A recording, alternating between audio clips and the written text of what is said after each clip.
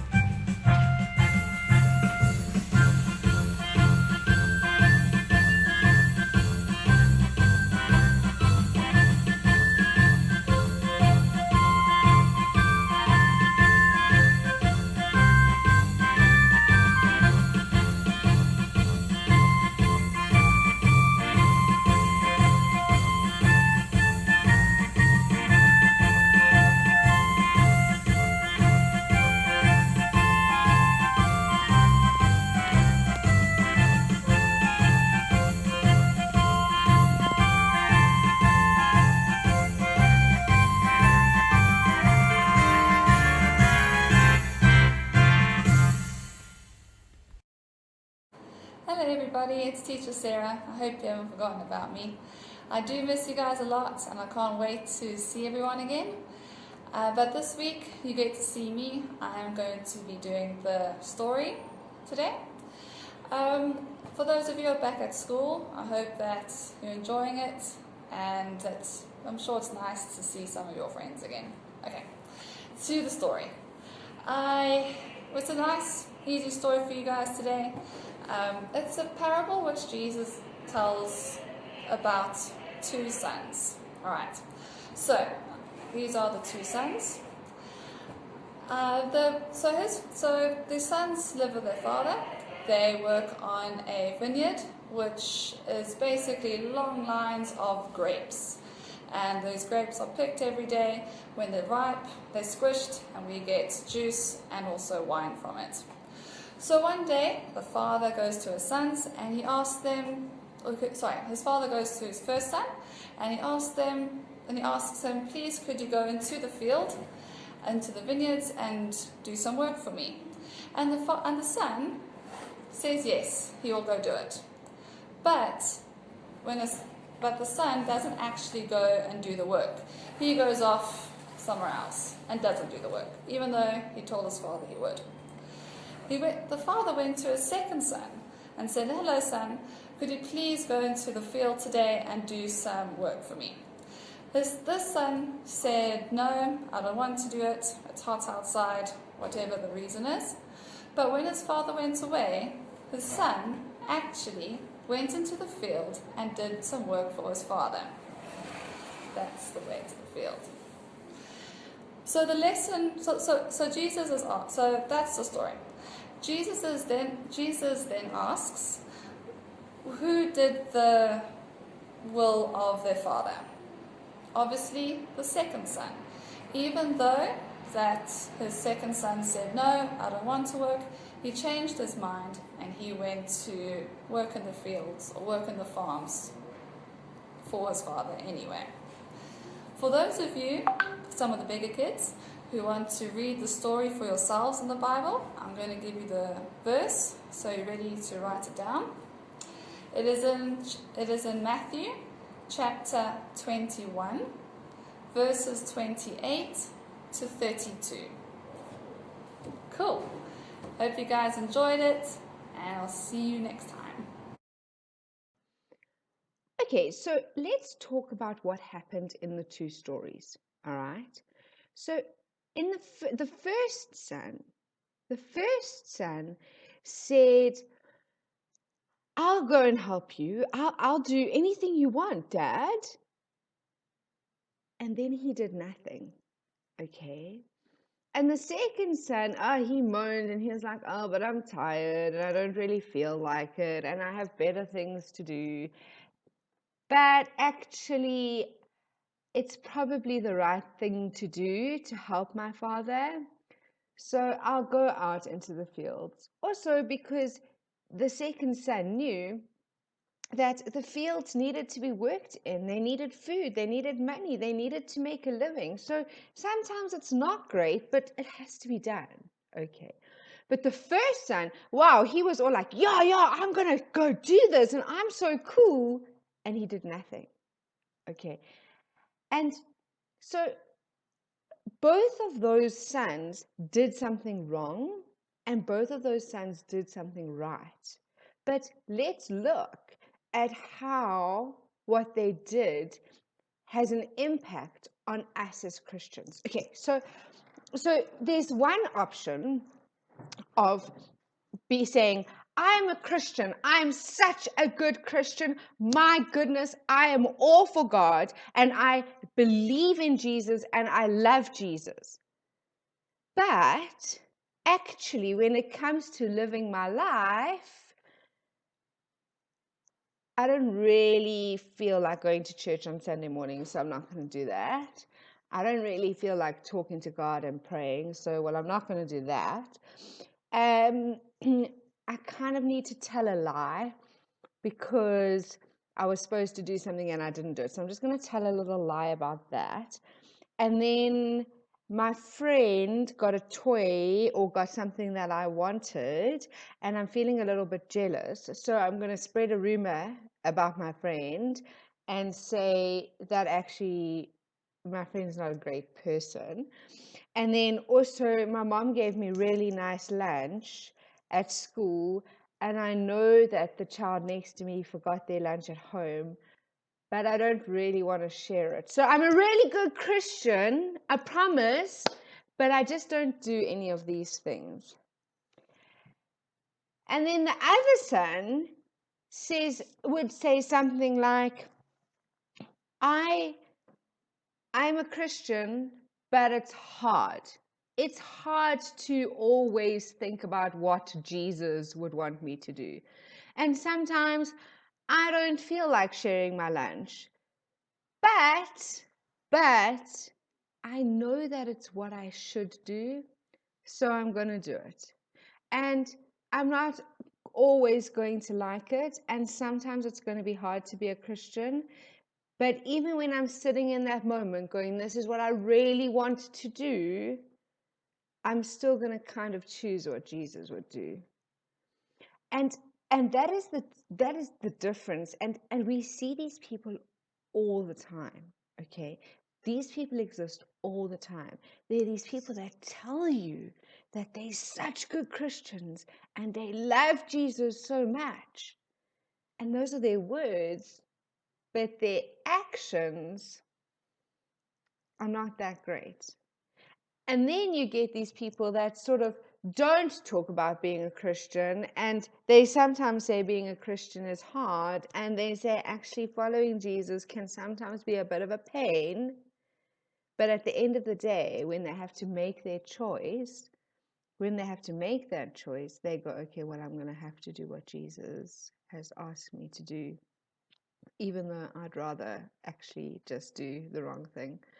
So all of my friends are going to watch a movie that I know I'm not allowed to watch, and I really want to watch it with them, but I don't think Jesus would like that because it means I'm going to have to lie to my mom. And so those are the two different kinds of people that Jesus was talking about. So I want you to take a minute now, and think about what you can do Okay, do you want to be the person who talks and talks and talks? And I go to Sunday school, I go to church, and I'm at St. Thomas's, but I also don't mind being ugly to people that I don't like?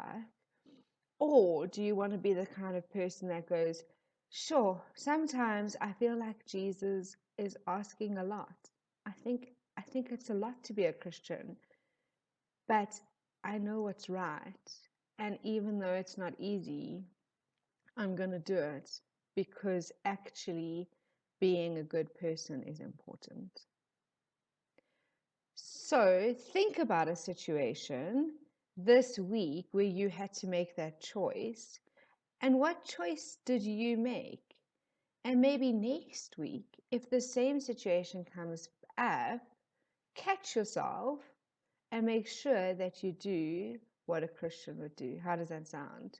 Not what the person who says they're a Christian but doesn't live Christianity does, but what an actual Christian would do. Somebody who genuinely believes in Jesus and genuinely loves him.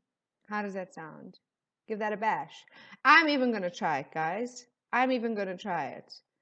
Because every day we have to make these decisions. Okay, cool.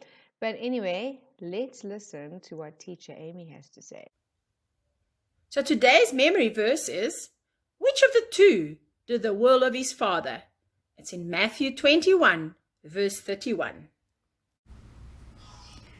So now, children, we're going to do an activity to remind us about what we have learnt in this particular story.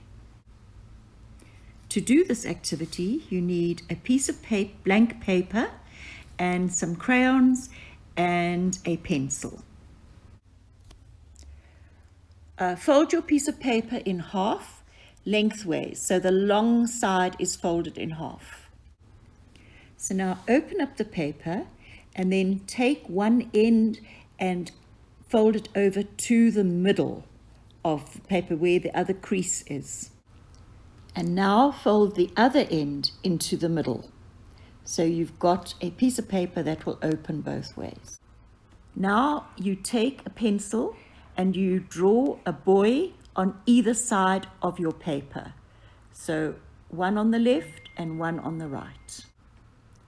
So now, boys and girls, you've got two boys on your paper. One of them is going to represent the son that went into the fields and did the work. And above him, we are going to write the word action, because he is doing what Christians should do. On the other side, we have got the second son who spoke and talked about how good he was and all that, and actually didn't do anything. So above him, we write words, talk, talk, talk.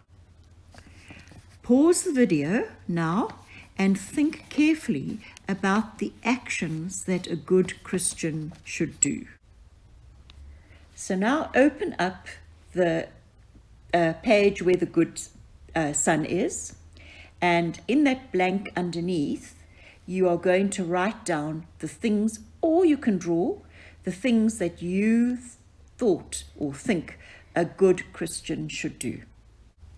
Here are some ideas. You can be helpful, you can smile and not complain, you can accept people for who they are, just be happy that they are who they are. You won't forget to say your prayers, and also you should share.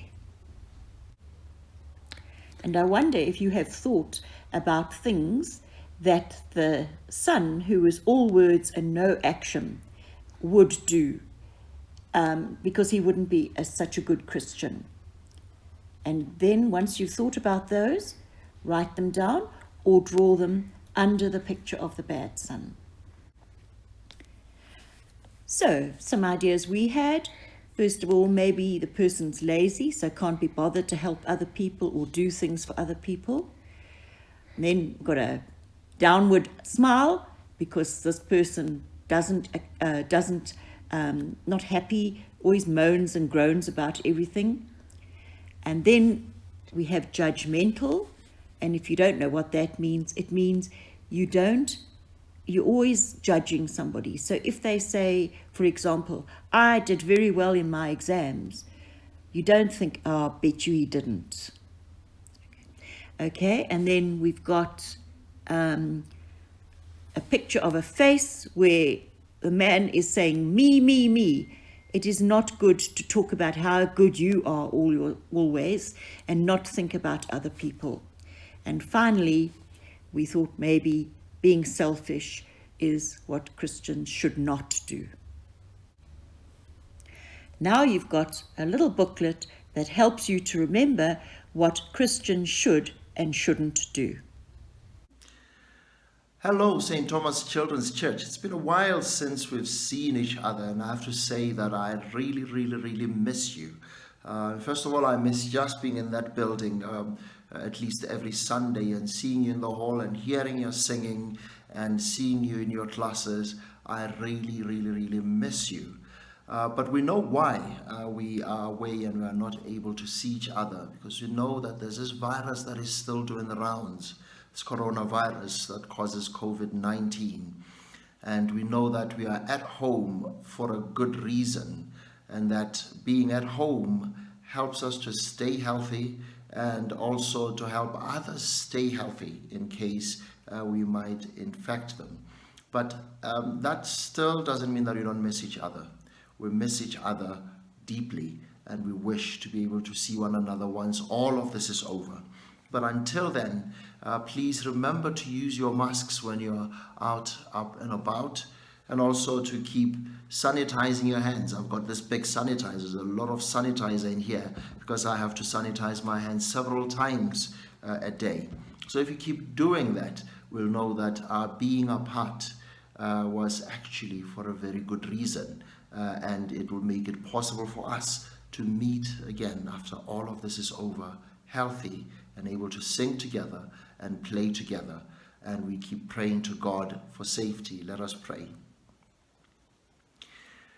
God, our Father and Creator, we thank you for giving us the gift of life. We thank you for our parents. We thank you for our children's church teachers. We thank you for our church. We thank you for our friends who we miss dearly. And we pray that at this moment, as we are unable to meet, that you keep each one of us safe. Send your angels to surround us and guard us and to keep us away from sickness. In Jesus' name we pray. Amen.